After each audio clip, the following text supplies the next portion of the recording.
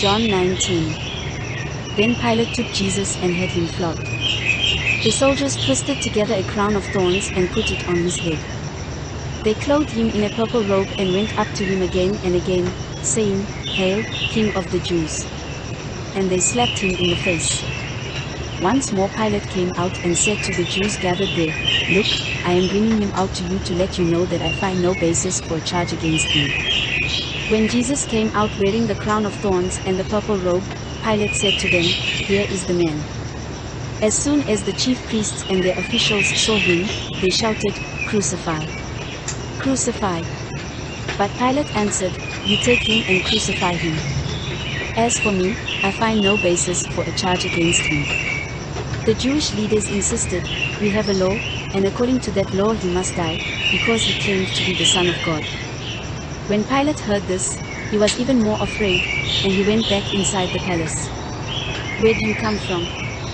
he asked Jesus, but Jesus gave him no answer. "Do you refuse to speak to me?" Pilate said.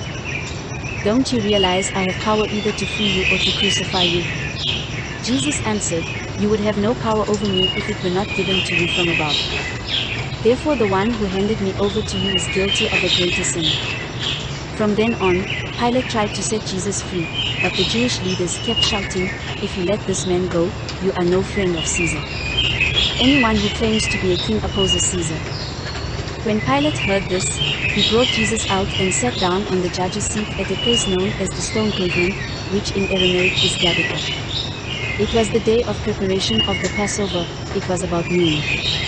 "Here is your king," Pilate said to the Jews. But they shouted, "Take him away! Take him away! Crucify him! Shall I crucify your king?" Pilate asked. "We have no king but Caesar," the chief priest answered. Finally Pilate handed him over to them to be crucified. So the soldiers took charge of Jesus. Carrying his own cross, he went out to the place of the skull, which in Aramaic is called Golgotha. There they crucified him, and with him two others, one on each side and Jesus in the middle. Pilate had a notice prepared and fastened to the cross. It read, "Jesus of Nazareth, the King of the Jews." Many of the Jews read the sign, for the place where Jesus was crucified was near the city, and the sign was written in Aramaic, Latin and Greek. The chief priests of the Jews protested to Pilate, "Do not write, the King of the Jews, but that this man claims to be King of the Jews." Pilate answered, "What I have written, I have written."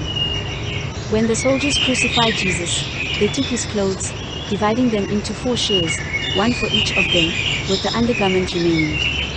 This garment was seamless, woven in one piece from top to bottom. "Let's not tear it," they said to one another. "Let's decide by lot who will get it." This happened that the scripture might be fulfilled that said, "They divided my clothes among them, and cast lots for my garment." So this is what the soldiers did. Near the cross of Jesus stood his mother's sister, Mary the wife of Clopas, and Mary Magdalene.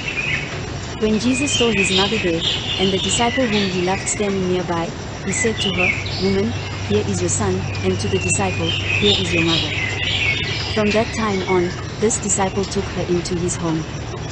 Later, knowing that everything had now been finished, and so that scripture would be fulfilled, Jesus said, "I am thirsty." A jar of wine vinegar was there, so they soaked a sponge in it, put the sponge on a stalk of the hyssop plant, and lifted it to Jesus' lips. When he had received the drink, Jesus said, "It is finished." With that, he bowed his head and gave up his spirit. Now it was the day of preparation, and the next day was to be a special Sabbath. Because the Jewish leaders did not want the bodies left on the crosses during the Sabbath, they asked Pilate to have the legs broken and the bodies taken down.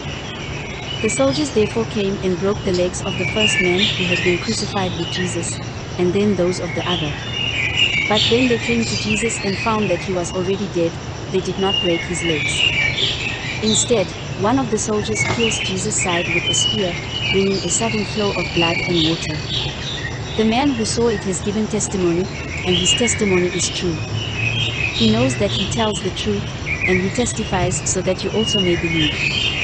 These things happened so that the scripture would be fulfilled, not one of his bones will be broken, and, as another scripture says, they will look on the one they have pierced. Later, Joseph of Arimathea asked Pilate for the body of Jesus. Now Joseph was a disciple of Jesus, but secretly because he feared the Jewish leaders.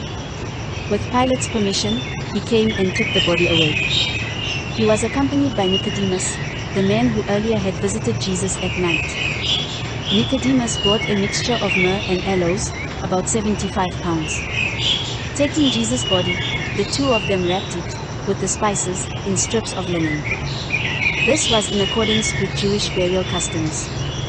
At the place where Jesus was crucified, there was a garden, and in the garden a new tomb, in which no one had ever been laid. Because it was the Jewish day of preparation and since the tomb was nearby, they laid Jesus there.